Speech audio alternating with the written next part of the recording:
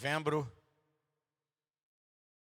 e nós sabemos que nós já entramos aqui na nossa leitura anual, já estamos começando a nos programar para a programação, redundante, né? Mas estamos nos programando já para a leitura, né, do ano de 2025, pensando 26. Só para saber se você está prestando atenção. Nos programando para saber como vamos, né, fazer, como o Senhor vai nos dirigir. Temos já pensado, colocado, e queremos até pedir a você que você esteja já também como igreja orando para que no ano de 2026 o Senhor continue nos conduzindo, amém? Para a nossa agenda anual, nos programando dentro daquilo que nós precisamos como igreja, né? A instituição trabalhar, realizar, e precisamos, obviamente, antes de nós fazermos a nossa agenda, nós queremos checar com a agenda do Senhor o que Ele quer liberar para nós nesse ano, e por isso já estamos orando.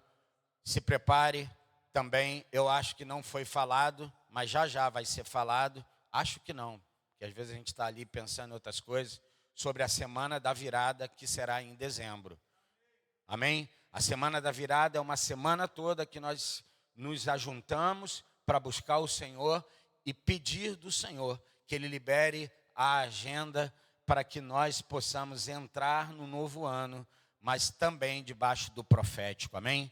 Trazendo o que é do céu para a terra, e assim nós, como filhos, filhas, servos e servas, como pastores da sua casa, possamos do profético trazer para apacentar, para cuidar, para realizar. Amém? Então nós já entramos hoje no mês de novembro, né? Melhor dizendo, hoje, dia 2 de novembro, nós já entramos sobre o tema identidade. Diga comigo, identidade. Inclusive, irmãos e irmãs, líderes aqui no ministério, eu não sei se ainda vai ser esse ano, talvez, mas eu quero ter um tempo com vocês para, inclusive, falar sobre esse assunto, sobre identidade. Não só falar, mas como a gente compartilhar e a gente entender mais sobre ter entendimento sobre o que é ter uma identidade. E já vamos aproveitar para, dentro do tema desse mês de novembro, é o mês que nós vamos falar sobre identidade, compartilhar aqui nessa manhã. Diga comigo, a verdadeira identidade. Para quem está escrevendo aí, que vai liberar o vídeo, né, para o YouTube, o tema é a verdadeira identidade. Diga comigo, a minha verdadeira identidade está em Cristo. Diga, a nossa verdadeira identidade está em Cristo. Embora isso pode ser tão simples no falar, mas tão profundo no que nós precisamos entender. Porque mesmo nós, como filhos, fazendo confissões, né, quando nós, como a palavra de Deus diz lá em Romanos capítulo 10, e a todos aqueles, né, João 1,12, e a todos aqueles que o receberam, deu-lhes o poder de serem feitos filhos de Deus. Romanos 10, aqueles que com sua boca confessam e com seu coração creem. Cara, é maravilhoso. O problema não é só esse tipo de confissão, é a nossa continuidade na nossa confissão. Entenda o que eu vou falar para você, por favor. E não está aqui alguém que... Eu só quero poder compartilhar um pouquinho o que eu tenho recebido do Senhor. Durante muito tempo da minha vida, eu concordava com a palavra de Deus, mas eu não confessava a palavra de Deus. Não é a mesma coisa, Sérgio? Não, não é a mesma coisa. Você pode concordar com alguém, sim ou não, mas isso não significa que esse concordar que você tem com alguém faz de você alguém que proclama, que confessa, que concorda, sabe, que vai que vive, que vem proclamando. A nossa dificuldade, muitas vezes, é essa falta de entendimento quanto à verdadeira identidade. Isso é só você olhar para a Bíblia que você vai entender em muitas cenas, em muitos momentos, em muitas histórias. Olha o que diz 1 Coríntios 15, 45. Por favor, abra ali 1 Coríntios 15, de 45 até o 49. Diz assim: da mesma forma está escrito: Adão, o primeiro homem, foi feito o quê? Você está lendo aí? Está aí, ó, projetado aqui na minha frente também, no seu aplicativo, na sua Bíblia. O primeiro homem, Adão, foi feito, vamos irmãos, ser vivente ou alma vivente. O último Adão, diga último Adão, no entanto, é espírito vivificante. Assim não foi o espiritual que veio primeiro, mas sim o natural. Depois dele, então, chegou o espiritual. O primeiro homem foi formado da onde? Do pó da terra. O segundo homem é dos céus. Os que são da terra são semelhantes ao homem, e os que são dos céus ao homem celestial. Assim como obtivemos a imagem do homem terreno, diga assim comigo, por favor. Assim como obtivemos a imagem do homem terreno, receberemos. Diga profeticamente, diga: eu recebo de igual modo a imagem do homem celestial. Amém? A palavra de Deus vai nos ensinar lá em 2 Coríntios, que quando nós olhamos para Ele, nós somos transformados na imagem. Diga imagem. Sabe qual é a nossa grande luta? É que muitas vezes ainda nós estamos querendo buscar e caçar semelhança de imagem terrena. Semelhança de imagem terrena pode nos inspirar, mas não é uma imagem correta. Porque o homem caído, diga comigo, o homem caído, diga Adão, foi aquele que nos gerou, nós somos descendência dele. E então obtivemos uma imagem do primeiro Adão. Mas graças a Deus, diga graças a Deus. Estava tudo pronto, o plano estava pronto, o plano estava completo. O último Adão, diga comigo, o último Adão. Aquele que não é apenas uma alma vivente, mas é um espírito vivificante, um espírito que vive. Irmãos, isso é um detalhe simples, mas é muito poderoso. Diga comigo, eu sou uma nova, diga nova semente. A palavra semente, nós já falamos sobre isso, vem do latim semen. Daí vem a palavra semente. Semen significa semente, germe ou princípio. Vamos pensar aqui, eu não vou abrir o texto, vou comentar sobre ele, mas para trazer uma base para o que eu vou falar, é importante que você entenda esse princípio. Quando Deus colocou Adão na terra, num lugar chamado Éden, lugar de prazeres, lugar maravilhoso, porque a presença de Deus estava ali. Quando Adão e Eva, consequentemente, se desviam desse propósito, Deus os tira do Éden, amém? E guarda a árvore da vida, sim ou não? Porque Deus é bom, amém? Tem uma música do Baruch, eu acho que é dele, diz assim: e ele continua sendo, Deus continua sendo bom. Deus nunca fez nada para destruir o homem, tudo que Deus fez foi para restaurar o homem. E tem gente que olha na ótica dizendo: olha o que Deus fez assim, Deus... Não, irmão, era Deus restaurando, era Deus promovendo, era Deus operando, e assim continua. Somos uma nova semente. Então, o que significa? Depois dessa queda de Adão, a consequência começou a germinar. a consequência disso começou a dar sequência. Frutos de um erro, de uma falha. Escute o que eu vou falar para você. Mesmo com toda a boa intenção que você tem, quando você faz coisas erradas, você sofre as consequências das coisas erradas. A pergunta é: Deus quer que você sofra as consequências? Não, mas elas são inerentes às nossas decisões e escolhas. Então você não pode escolher uma coisa ruim achando que você vai colher uma coisa boa, porque você não vai. Já nós vamos orar em algum momento, eu ainda não sei aqui. O Espírito Santo vai nos conduzir. Nós vamos orar pelo nosso Rio de Janeiro e pelo nosso Brasil. Mas deixa eu te falar uma coisa, irmão, igreja de Jesus.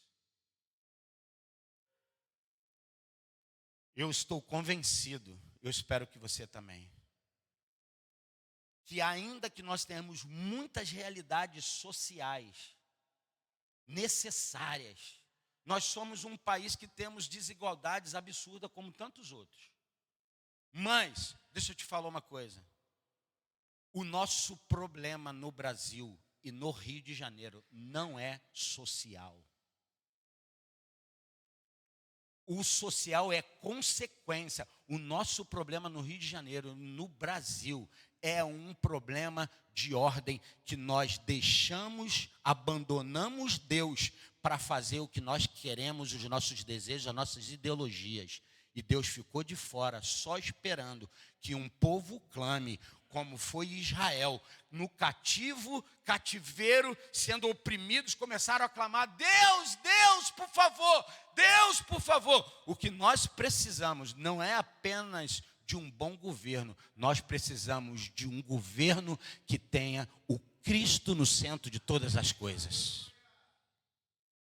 Ainda que existam pessoas que não vão, viver uma vida no sentido, do princípio cristão de ser um discípulo de Cristo, mas eles precisam, todos os governantes, eles precisam entender que se não tiver a moral de Deus, eu estou falando moral de Deus e não coisas que a gente fica colocando para fazer moralidade, estou falando morais, aquilo que Deus estabelece como princípio, e entre elas, uma coisa se chama família. Diga família. Todo lugar onde existe uma distorção da família, pode esperar que vai dar ruim. E o Brasil e as nações e o Rio de Janeiro não é diferente disso. E a gente está tentando dar um monte de jeito, tentando colocar esparadrapo, band-aid numa perna que foi cortada. Uma hemorragia, põe um band-aidzinho na hemorragia, você acha que vai resolver? Não, irmão. Nós precisamos nos voltar para o Senhor. Dizer: Jesus, nós como tua igreja, nós nos arrependemos, Senhor, dos nossos pecados.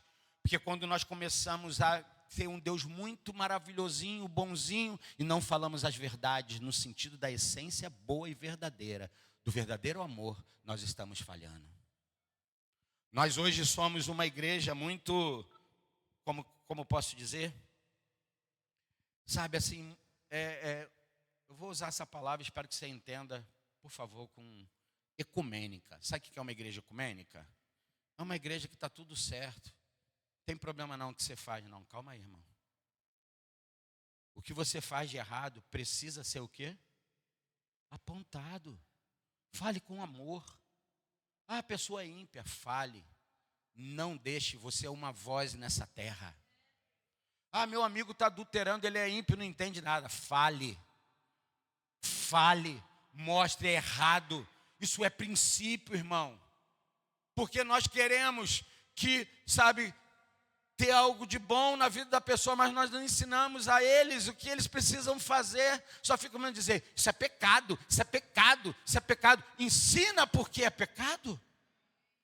É simples, é muito simples. Meu irmão, pergunta para ele assim: você acredita no amor? Eu acredito que a maioria das pessoas vão dizer: eu acredito. Então você precisa acreditar na fonte do amor. A essência do amor é Deus. Se você achava que não acreditava em Deus, você acredita. Deus é amor. Deixa eu te falar uma coisa. Se você está traindo a tua esposa, a tua amiga, a tua namorada, seja lá quem for, Isso é errado. Por quê? Se coloque no lugar de alguém. Não estou nem aí. Que não está aí nada. Cambado. Ainda mais homem. Homem se acha que é o macho. Pegador de tudo. Se apaixona, depois vira que nem um... Já entendeu, né? Deixa eu continuar aqui. Quando Adão, ele abre esse precedente, junto com Eva, eles são demovidos de uma dimensão espiritual. Diga comigo, dimensão espiritual. Eles tinham uma identidade até então. Até então eles tinham uma identidade. Que era na imagem de quem? De Deus. Que se relacionava com eles. A partir do momento que eles demovem dessa dimensão, eles demovem desse código espiritual, entra a história da vida e da família de Adão. Adão e Eva então se relacionam. Tem 2 filhos. Como se chamavam os primeiros filhos de Adão e Eva? Isso. Caim e Abel. Você conhece a história? Deixa eu só resumir. Abel vai e apresenta uma oferta. Caim vai e apresenta uma oferta. Você sabe qual é o desfecho. Deus aceita a oferta de Caim, mas não aceita a oferta. Deus aceita a oferta de Abel, mas não aceita a oferta de... Porque antes de Deus aceitar algo que nós damos, o que Ele está querendo checar mesmo é o nosso. E Deus ainda fala para Caim, Caim, olha como que Deus é detalhista. Eu vi quando o teu semblante caiu. Meu irmão, se você acha que Deus não conhece as tuas necessidades, isso é uma mentira do inferno. Deus sabe quando o seu coração se entristece, o seu rosto se fecha. Deus sabe das tuas lutas, das tuas angústias, até mesmo das tuas depressões, das tuas opressões, sei lá qual outro nome pode se dar, irmão. Ele sabe. E mais do que querer saber, Ele quer entrar no negócio. Ele quer tomar essa situação para ajudar-nos a resolvê-las. Pois bem, Caim, mesmo diante desse desafio, ele vai e mata seu irmão. Tamanho ciúme, tamanha situação. Meu irmão, Jesus, dá até temor de falar isso. Nós continuamos nos nossos dias, nas igrejas espalhadas pelo mundo, com muitos assassinatos de irmãos. Muitos Caíns matando Isabéis. Olha para a Bíblia, irmão. É muito Saul querendo matar a propósito de Davi. É muito Caim querendo destruir aquilo que Abel fez, que foi aceito por Deus, que está lá, isso está no Antigo Testamento, no Gênesis, no início, e depois se apresenta no Novo Testamento, na Nova Aliança. Deus falando, ei, o sangue de Abel clama até hoje. Meu irmão, vida é considerada para Deus. Nós sabemos que nós vivemos esses dias situações muito complexas. Não é brincadeira. Mães e pais estavam angustiados e chorando. Mas espera aí, nós precisamos entender algumas coisas. Deus não tem o inocente como... Deus não tem o inocente como culpado, e nem o culpado como inocente. Acabei de falar para vocês que cada semeadura, diga cada, minha e sua, tá? Não acho que é só do ímpio, não. Nós daremos contas ao Senhor. Agora, entenda isso num lugar de identidade. Se você é filho, filho não é lançado fora. Filho é corrigido. Amém? Não tenha medo do seu pai. O seu pai, se necessário for, ele te corrige. Depois da morte de Abel, Caim sai errante pela terra e vai para a cidade de Nod. Isso está lá em Gênesis, mais ou menos de 4, de 12 a 16. Tem algumas versões que falam e outras não. Significa, o que é a terra de Nod? Talvez você me pergunte. Após uma conversa de Caim com Deus, dizendo, Deus, e é muito pesado o que aconteceu comigo. E eu estou desesperado. porque eu acho que eu vou morrer a qualquer tempo. Deus sentencia Caim. E ele foge errantemente, e ele vai para Nod. Olha que interessante. Nod, ele sai da presença do Senhor. Diga, da presença do Senhor. Meu irmão, eu acho que uma das coisas mais complexas para a nossa vida como cristãos é sair da presença de Deus. Mas isso é possível, Sérgio? Calma aí. Quando eu digo sair, é que você decide por esse caminho, você escolhe. Mas você nunca vai ficar, sabe, alguém que fica fora. Deus está em todos os lugares, sim ou não? Mas ele resolveu, ele sai da presença pela acusação, pela culpa. E ele vai para Nod, que é o leste do Éden. Ele já está fora do Éden. Ele está ao leste do Éden. E ele vai viver como um exilado e fugitivo. E Deus traz uma marca sobre ele como uma sentença de bondade. Diz para ele, você vai ter uma marca sobre você. E todos aqueles que te ferirem 7 vezes mais serão afligidos. Uau! Você sabe que Caim depois constrói família? Sim ou não?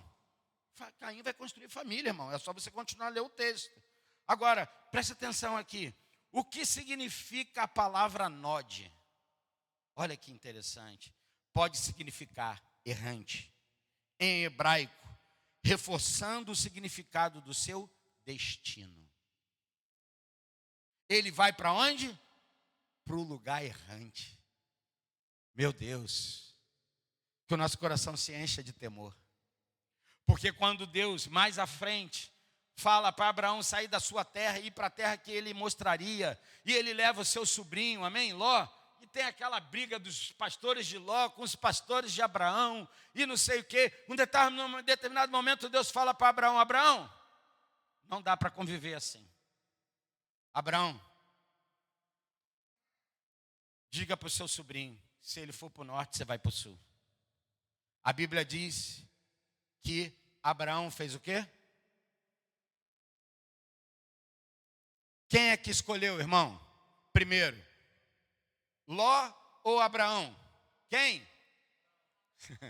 Vocês já aprenderam, né?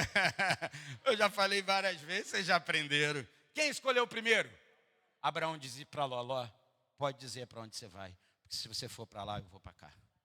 A Bíblia diz que Ló olhou as campinas do Jordão verdinho e falou, é para ali que eu vou. Abraão, deixa eu te falar uma coisa. O lugar aonde você vai, aonde você vive, aonde você habita, aonde você estuda, trabalha, o que vai fazer a diferença não é o lugar em si, mas é a companhia de quem está com você. E eu não estou desprezando que às vezes os lugares são difíceis. Mas eu estou querendo mostrar e dizer para você, o que faz a diferença é a companhia. Deus está com Abraão, irmão, amém? Deus está com os filhos, Deus está com um propósito. Deixa eu continuar. Então, morre Abel. Caim sai errante. E Adão e Eva? Aquela família, ela fica o quê? Agora, sem semente. Cadê o filho? Cadê a descendência? O que Deus faz? Deus dá quem? Diga 7. Diga 7. 7 filhos de Adão e de Eva. Sabe o que significa 7? Diga comigo, concedido. Ou substituto. Aleluia. Diga, Deus tem sempre uma nova semente para conceder, para substituir. Pois nasceu, né, 7 nasce após o assassinato de Abel por Caim. E ele foi considerado por Eva como um consolo. Ai, ai, ai. Para a perda do outro filho. 7 também carrega um significado no nomeado, significado de nomeado ou compensação divina. E é o ancestral da linhagem que eventualmente levou a Noé e a Jesus Cristo. Você vai contar a linhagem de Jesus, começa por Caim, começa por Abel, começa por quem? Diga uma nova semente. Diga um substituto. Oh, meu Deus do céu. Aqui está a nossa verdadeira identidade. A nossa identidade não vem do nosso pai Adão. A nossa verdadeira identidade vem do nosso pai Cristo, do nosso último Adão, daquele que foi feito espírito vivificante. Amém? Isso é muito importante você entender, irmão. Porque senão você vai continuar achando que você está debaixo de maldição. A maldição pode até perseguir, mas ela não vai encontrar lugar na sua vida. Se você está em Cristo, ela não vai encontrar lugar na sua vida. Ele já pagou tudo, não deixou nada de fora. Se você ficar aceitando maldição na sua vida, ela vem para perseguir, vem. O mundo espiritual sabe. Mas não aceite. Faça a confissão correta. Diga, eu estou em Cristo. E a partir da minha vida como semente, uma nova liberação vem de substituição para minha casa, para minha família. Posso ouvir um amém? Esse é a origem hebraica. Significa chet, né? Com SH. Está relacionada à palavra shit, que significa colocar ou definir. Diga, Deus me colocou, me definiu. Eu não vou ler para entregar tempo. Efésios capítulo 2 diz que nós estamos assentados. Diga, com Cristo. Ele que definiu isso. Foi Ele que decidiu isso. Foi Ele que me colocou nesse lugar. Em Colossenses capítulo 1, né? É isso? Se eu não estiver errado, me ajudem. Colossenses 1:13, a Bíblia diz que Ele nos transportou. Colossenses ou Filipenses? Acho que é Filipenses. Nos transportou do império das trevas para o reino do Filho do seu. É um transporte, irmão. É Ele que me coloca, é Ele que me define. Amém? Diga, os meus pensamentos, eles são definidos, não pela minha mente caída, não pelo Adão caído, mas a minha mente, ela é definida pelo que Cristo é. Essa é a minha identidade e a sua identidade. Mas Sérgio, eu falo isso no domingo, na segunda eu fico lá embaixo. Continue confessando até que isso se torne uma realidade para a sua vida. Colossenses 1:13.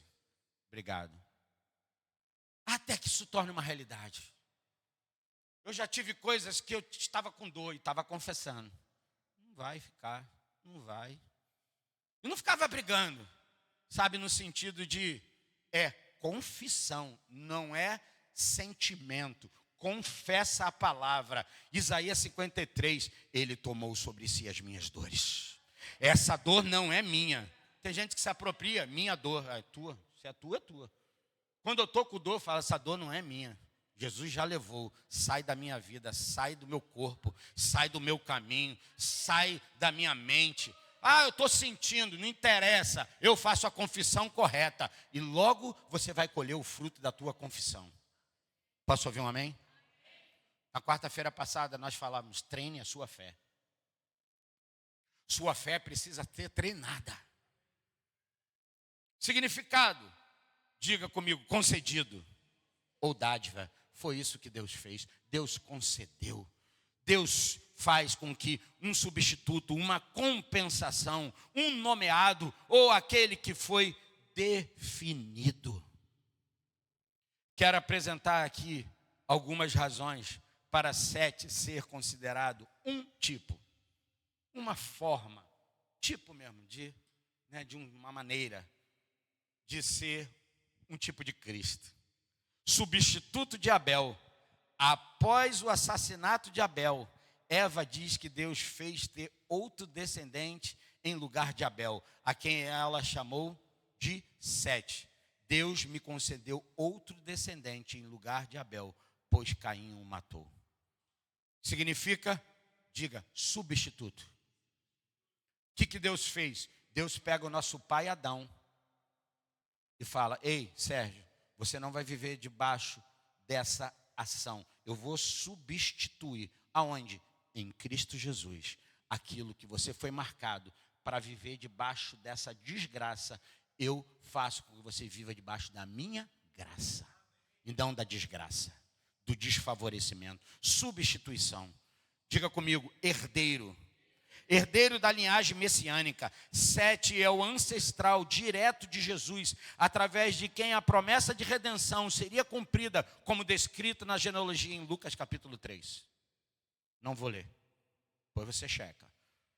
Contraste com Caim. Sete representa uma linhagem diferente de Caim. Você vai ver que a linhagem de Caim é muito complicada, tá, irmãos? E agora, que saiu da presença do Senhor, Sete carrega a esperança da redenção. Diga, eu carrego a esperança da redenção na minha casa, na minha família. Eu carrego uma nova semente, eu carrego um sêmen, uma questão que está sendo produzida. Amém?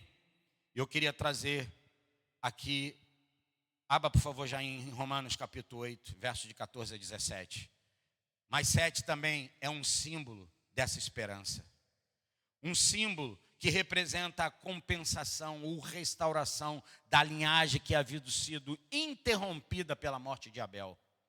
Simbolizando a esperança da vida de Cristo para trazer a salvação e restauração da humanidade.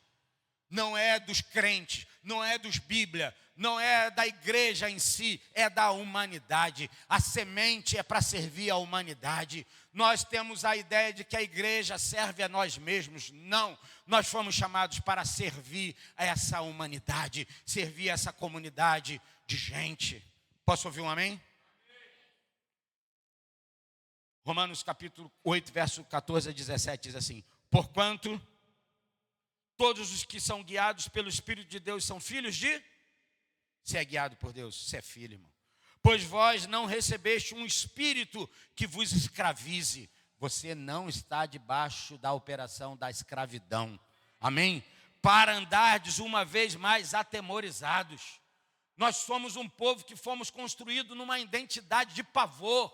Deus está aí, Deus vai te pegar, Deus vai te colocar fora. Você errou, você falhou e Deus vai acertar a conta contigo hoje. Amanhã Ele volta e você vai ficar. Meu irmão, isso é terrorismo. Você é filho, quando você erra, você pode ouvir o Espírito Santo falar com você e você tomar a decisão e a escolha de dizer: eu me arrependo, eu mudo, Mas se você for para acusação, você vai achar que não presta e aí nunca muda, porque você parece que nunca consegue vencer e você, vou te dizer uma coisa, você não consegue mesmo. Não é você que vence, é o Cristo da nova natureza dentro de você que te faz vencer. Se você não entender a sua nova identidade em Cristo, você vai continuar refém do Adão caído, acha que não consegue, que não pode, que não vai vencer, que nunca chega. Que síndrome é essa? Da escravidão, irmão. Não recebeste o espírito de escravidão, que escravize para andares uma vez mais atemorizados, mas recebeste o espírito que os adota. Diga adota. Diga fomos adotados. Ainda que a gente tenha nascido de Adão, mas eu fui adotado por Cristo Jesus. Não importa se meu pai Adão me arrebentou, o meu pai Jesus Cristo, ele me restaura, ele me substitui. Ou melhor, ele substitui Adão. Amém? Ou até a mim mesmo, né? Quando precisa. Ai, aleluia. Espírito que adota como filhos, por intermédio do qual podemos chamar ou clamar. É clamar, né? Clamar. Abba, Pai.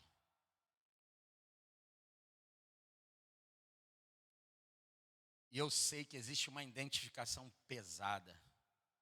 E o inferno, ele é muito sagaz. O diabo e os seus anjos caídos são muito sagazes. Se tem uma coisa que ele trabalha para denigrir, para macular a identidade, é a identidade do Pai. Por isso que toda família, diga comigo, família, você não vai pensar diferente, não é só uma questão financeira. Existem países ricos que têm problemas iguais e maiores do que os nossos. não é uma questão social meramente. Eu não estou desprezando, ok? Entenda que são coisas, cada coisa está no seu lugar. Mas se a gente não ordenar o que é primeiro para ser primeiro, a gente vai se bagunçar. Tem tanta gente que defende tanto o social pela dor do próximo que não consegue entender que liberdade pressupõe responsabilidade e as pessoas não estão querendo responsabilizar quem erra. Amor, disciplina. Amém? Vós não sois bastardos para ficarem sem correção. Deus nos corrige. Graças a Deus eu tenho um pai. Além desse daqui.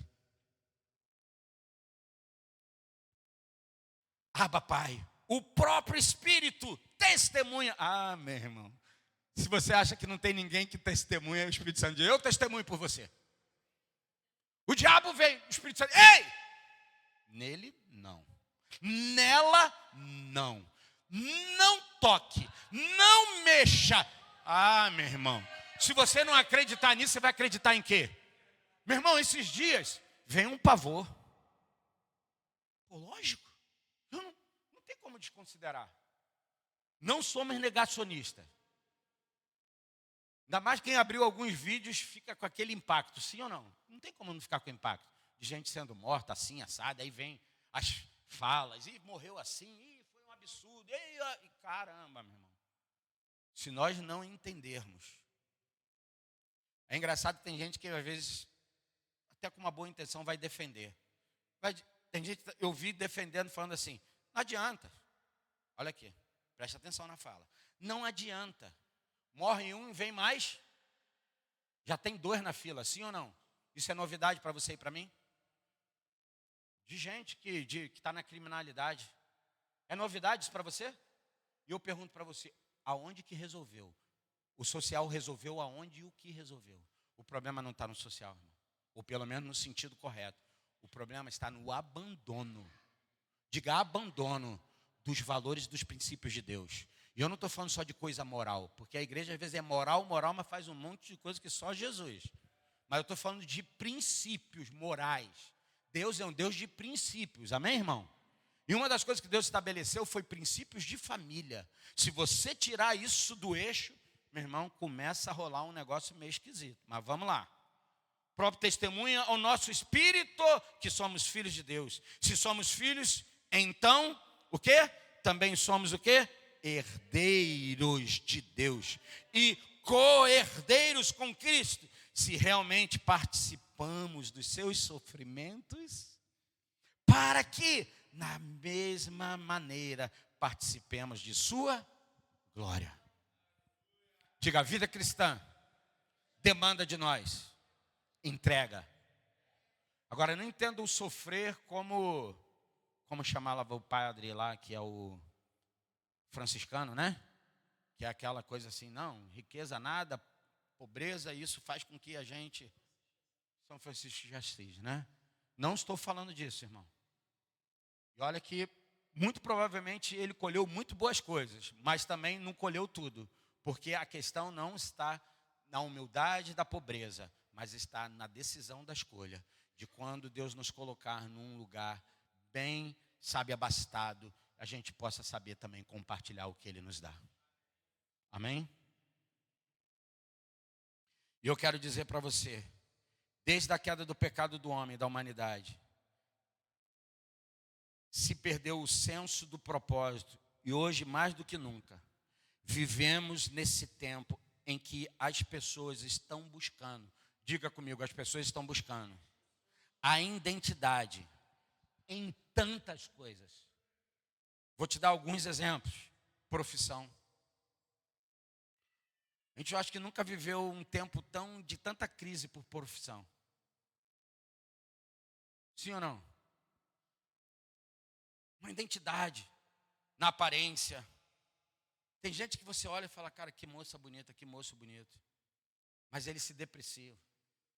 Você pode até se achar feio, mas não confessa que é feio. Diga, eu sou o maior gatão, mano. Pô, eu e o Tom Cruise, fica difícil você saber quem é o mais bonito. Né, Rec? Olha o Rec. Parece a tartaruga ninja, mas ele acha que é o... O Denzel Washington não. Como é que chama o outro? O Van Diesel. Eu pareço o Corcunda de Notre Dame, mas, meu irmão, a autoestima é boa, velho. Gente, pode parecer uma brincadeira, mas isso é tão sério. Não se desprecie. Eu falo para as pessoas, eu posso não achar que eu sou alguma coisa muito grande, mas eu também não me acho uma coisa muito pequena, não. Eu estou aqui no linear, Senhor, eu sou o que sou por tua graça. Sabe, de boa, é isso que a gente tem que ser, irmão. A gente tem que definir no entendimento da nossa identidade em Cristo Jesus, amém? Estou falando na minha pessoa, não. Sabe, é Cristo, irmão. É Cristo que resolve, irmão. É Cristo que funciona. Eu sei que tem gente que, pô, cara, tu fala assim, pô, as pessoas nem têm Jesus, mas tem uma autoestima, amém. Ela trabalhou bacana. Com psicólogo, sabe, com treinamento, autoconhecimento, amém, glória a Jesus. Mas eu vou te dizer, o autoconhecimento dela não leva ela para o lugar aonde eu e você estamos e aonde nós vamos viver, amém? Se ela não tiver Cristo, oh Jesus. Então, profissão, aparência, status, ideologia, meu Deus, tem ideologia para tudo, irmão. Não é só ideologia de sexo, não, ideologia para tudo. É muita ideologia, muita gente levantando uma bandeira tal, mas ao estudarmos o texto que aqui o apóstolo Paulo em Romanos está nos mostrando, podemos observar o seguinte, irmão, a verdadeira identidade do cristão não está em quem somos por natureza. Pensa nisso, irmão. Bota a sua cabeça para funcionar. Não está na natureza do que nós somos, ou que nós nascemos, mas em quem nos tornamos. Diga, nos tornamos em Cristo Jesus, pela nova aliança e a nova natureza. A nova aliança nos dá uma nova natureza, uma nova semente, uma substituição. Amém? Posso ouvir um amém?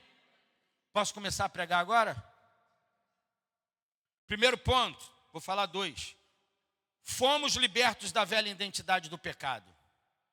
Diga comigo, fomos libertos da velha identidade do pecado, ou da velha natureza. Romanos 6, de 6 a 11, só escute, eu vou passar para o ponto 1 e depois ponto 2 rápido.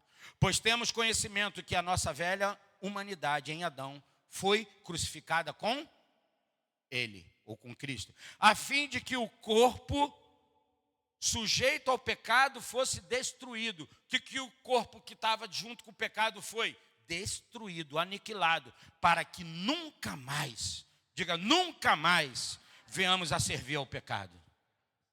Não diz que nós não pecamos, diz que nós não servimos ao pecado.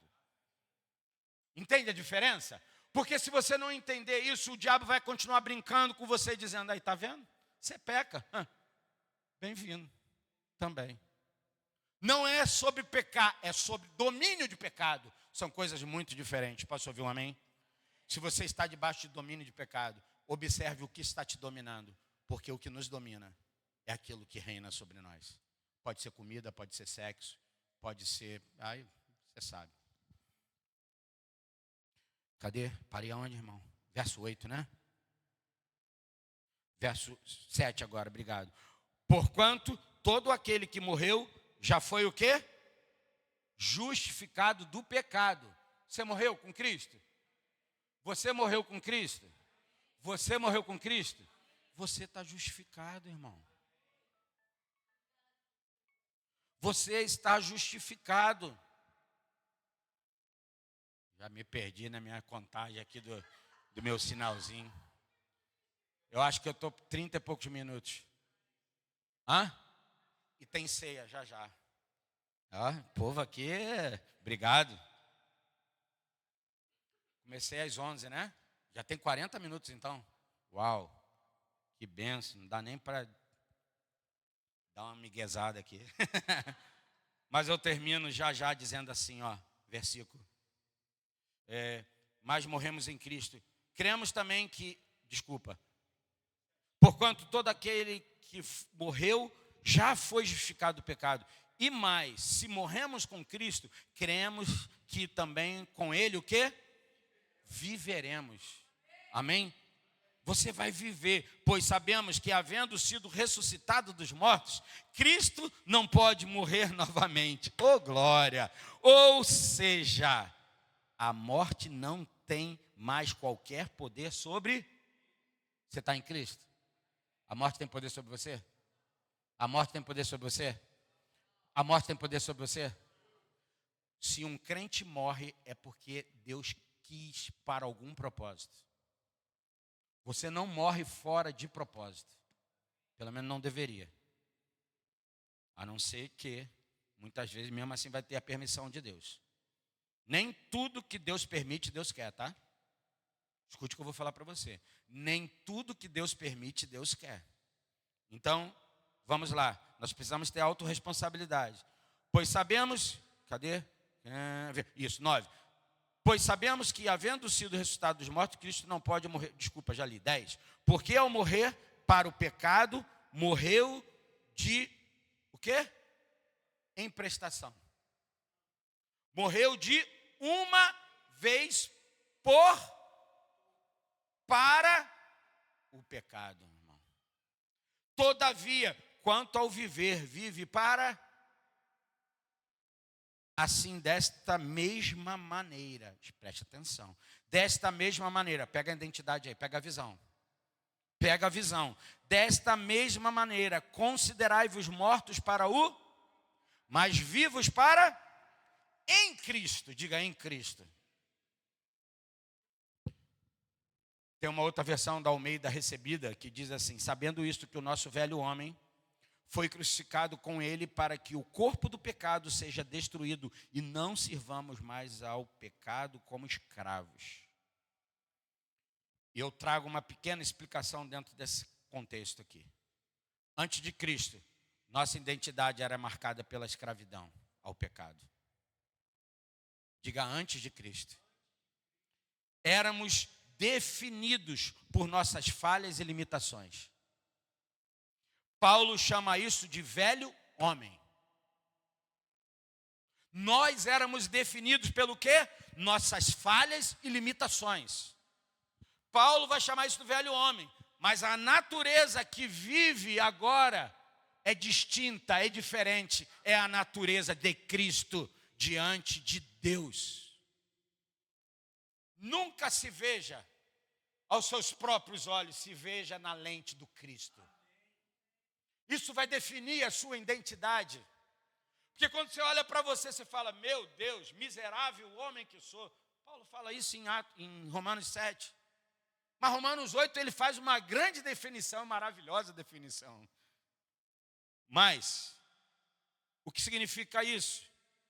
Diga comigo: não somos mais como cristãos escravos do pecado ou do passado. Diga sua, diga minha, diga nossa identidade. Não é. Diga não é pecador condenado. Mas perdoado e liberto. Deus olha para você e diz: você é perdoado por causa do meu filho. Você é liberto por causa do meu filho. Sua identidade era contada como aquilo que traçava de falhas, de limites. Agora não mais. Isso te traz um alívio? Lembra daquela imagem? O que eu preciso fazer, Sérgio? Bota o seu primeiro pezinho no primeiro degrau de uma escada rolante. Sobe na graça e deixa que ela te leva. Diga graça. Diga Jesus. Graça não é objeto. Graça é definida pelo nome Jesus. Sabedoria é definida por um nome Jesus. Perdão é definido por um nome Jesus. Poder é definido por um nome Jesus. Pode botar qualquer outra coisa aí que dá certo. Amém? Não se trata apenas de uma mudança de comportamento, embora vá existir, mas de mudança de natureza. Amém? Eu gosto muito da metáfora que diz: uma borboleta, mesmo se ela for no esgoto e se sujar, ela nunca vai ser como um lagarto. Lagarto não, como chamava antes dela se transformar? A lagarta. Porque é questão de natureza. Amém? Ela foi feita agora para voar. Ela não fica presa, trancafiada. Ela vai viver a natureza que Deus agora a liberou. Eu e você não somos mais aqueles que vão ficar presos, trancafiados no pecado, nas amarras. Deus vai nos dar asa para voar, e as asas do seu próprio espírito. Amém? Em nome de Jesus. Então não é apenas mudança de comportamento, mas mudança de natureza. Significa mudança de vida. Se a vida do cristão não reflete isso, tem alguma coisa que está deslocada, irmão. Aí a gente precisa ser sério e avaliar a nossa vida. Como é meu comportamento? Poxa, você fala ali no púlpito, não é tão eloquente. Vai na rua, você fala, uau, que natureza que está reinando aí. Lá no trabalho, lá no negócio. Sabe, irmãos? Mas Jesus continua insistindo conosco, amém? Até ele ser totalmente forjado em nós. Ah, eu queria falar isso. Tu queria, mas tu não fala. Agora tu fala o que eu mando. Fala o que eu estou te dizendo. Perdoa mesmo aqueles que estão te machucando, te ferindo. Ah, não, aí não sou bobo. Então beleza, fica com a sua natureza. Sua natureza só traz angústia. Eu não vou perdoar, não perdoo mesmo. Contigo mesmo. Leve a angústia com você. Porque quando eu trago a minha dor, meu sofrimento, eu apresento para Deus. Deus, eu não consigo perdoar, mas eu quero. Troca. Ele diz, me dá esse jugo e toma o meu. Sabe o que é isso? Nova natureza. Não é esforço humano, ainda que você tenha. Entende? São coisas diferentes. Nova natureza. Qual é a ilustração que eu quero trazer? Como alguém que troca de roupa suja por uma nova. Cristo não apenas limpou o que está sujo, ele nos deu uma nova veste, uma nova identidade. Você tem uma veste de justiça, irmão. Não é uma veste que você só limpou, estava suja, agora ficou limpa. Não. É uma veste de justiça, é a justiça do Cristo em você. Ponto 2, e eu termino. Fomos adotados como filhos de Deus. Diga adotados. O mesmo texto foi o que eu li logo no início. Porquanto todos que são guiados pelo Espírito, então o senhor já conheceu o texto. Então, diga comigo, o mesmo Espírito testifica com o nosso Espírito. Tem alguns irmãos que você pergunta assim, você é salvo? Ele diz assim, não sei, né, assim, se a graça de Jesus, a misericórdia de Jesus. A graça e a misericórdia de Jesus já veio, irmão, ó. Agora, o que você se apropria? O que você confessa? Porque se tua boca confessares a Cristo Jesus como teu Senhor, e no teu coração credes, Ele é o quê? Ele é seu Pai. Ele é seu pai e você é seu filho. Acabou. Ah, você não é filho. O problema é seu se você acha que não. Eu fui adotado. Ele pegou minha certidão de Sérgio Paulo Porral Júnior de Jesus de Nazaré.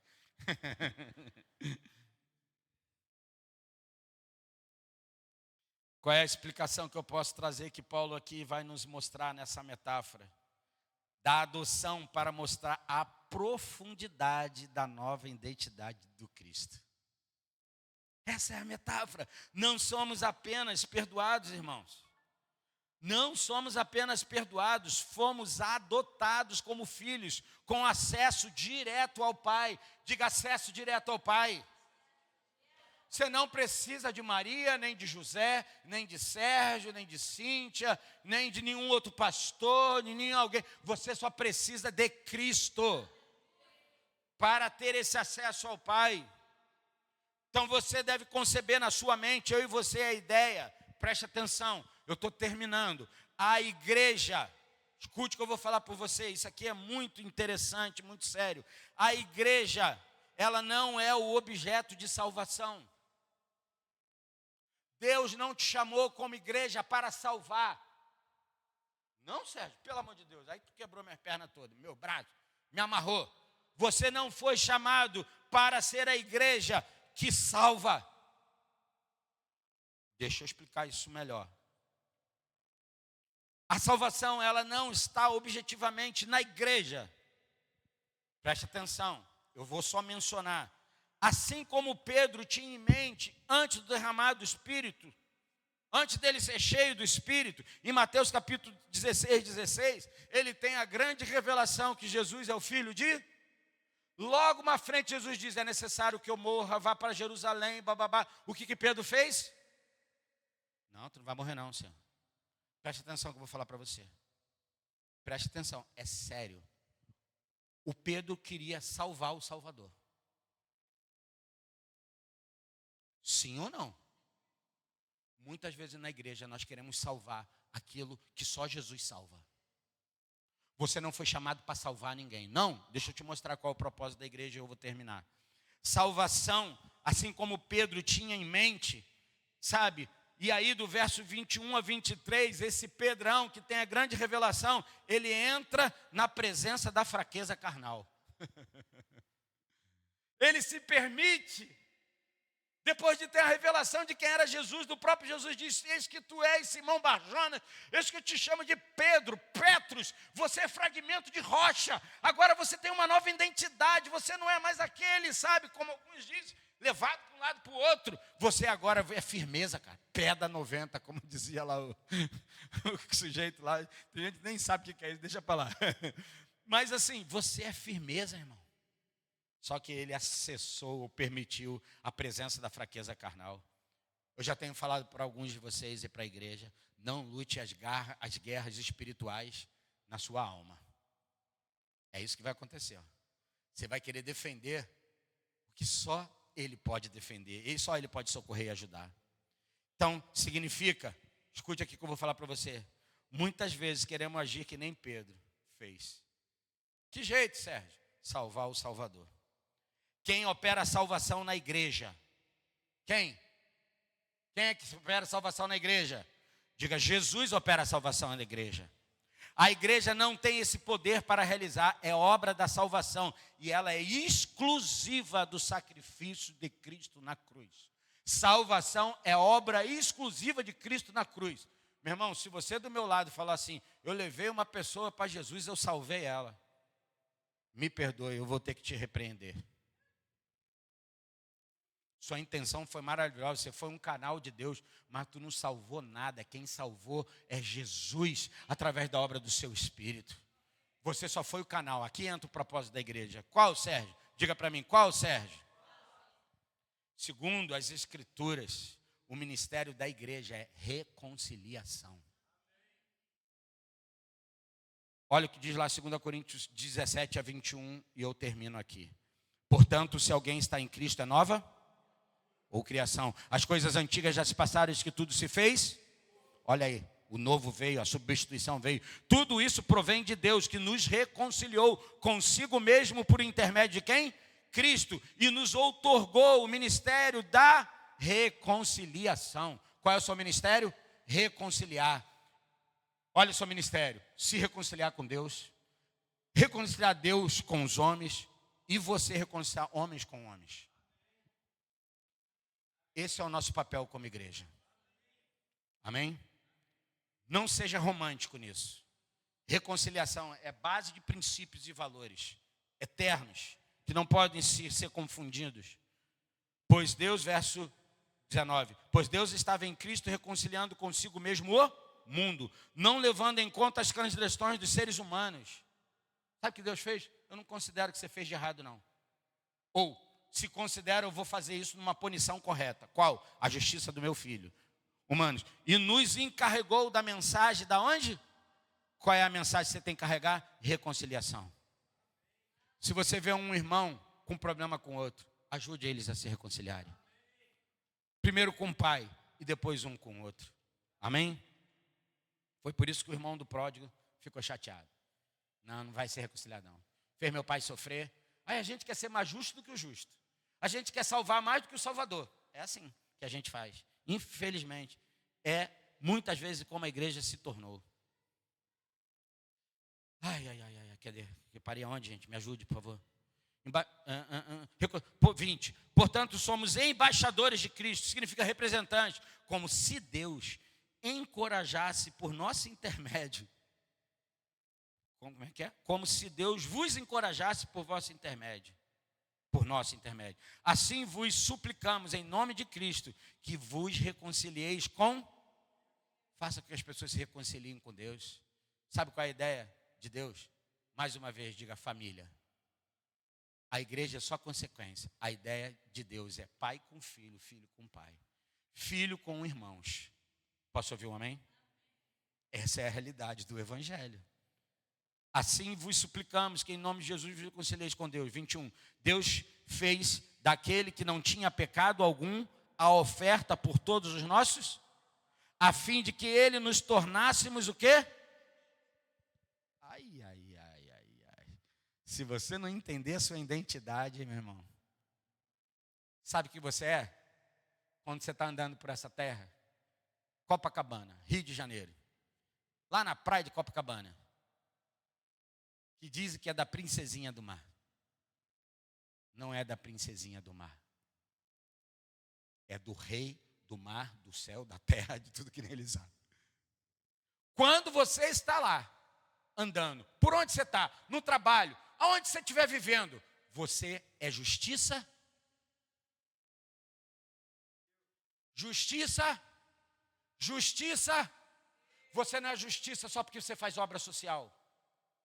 Você é justiça de Deus porque você representa o Cristo. Quando você anda por aí, os céus estão monitorando você, dizendo, meu filho. O céu está que nem te levando, te guiando e falando, eu te protejo, eu te guardo, eu te fortaleço, eu te encorajo, eu sou contigo, eu não te abandono, eu não te deixo. Ainda que você caia, eu te ergo, eu te levanto.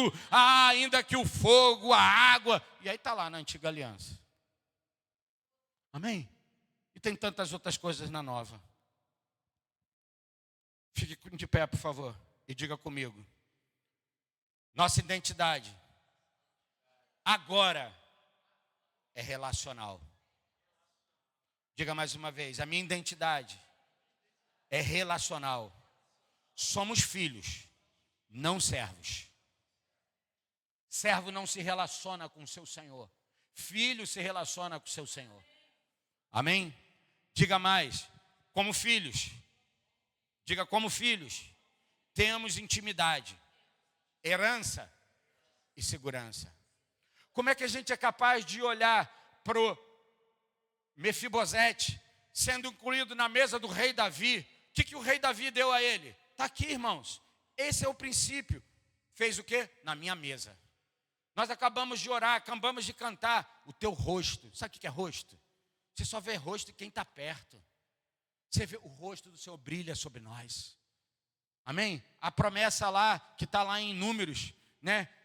Que o Senhor diz, eu terei misericórdia de ti e te abençoarei, o meu rosto brilha sobre vós. Significa minha amizade, minha companhia. Diga intimidade. O que Davi fez? Você vai comer na minha mesa todos os dias, herança. O que Davi fez mais com Mefibosete? Rapaz, está todo mundo querendo passar o rodo em você, mas você agora está guardado, seguro, porque eu te guardo. Diga adoção. Em Cristo, nos dá uma nova maneira de viver. Não mais medo, mas confiança em um Pai amoroso. Pode distribuir a ceia, por favor. Queria convidar você que acredita naquilo que Cristo fez. Ao morrer, Ele se deu, se entregou como essa oferta de justiça para o Pai, porque era necessário que alguém pagasse. Deus não é injusto. Diga comigo, Deus não é injusto. Nós conseguimos conceber a ideia de que Deus pega o seu próprio filho para, sentenciar o erro, a falha, o pecado, aquilo que não podia, resolver, redimir a vida do homem. Nós precisamos entender o quanto que Deus é justo e bom. E Ele nos chama para a sua mesa para nos dar intimidade, herança e segurança. Pegue um pouco desse pão, desse vinho. Espere um pouco.